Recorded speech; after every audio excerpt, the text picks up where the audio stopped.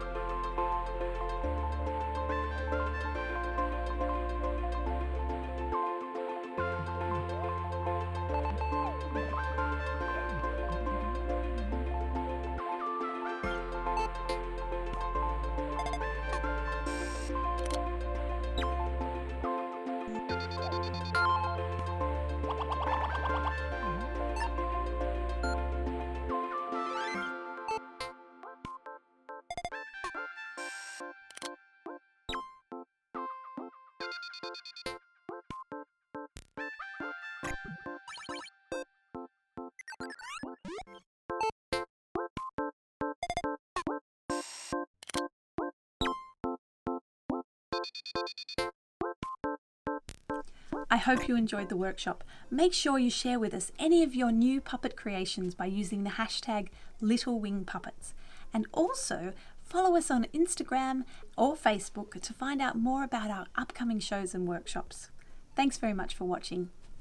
Bye for now.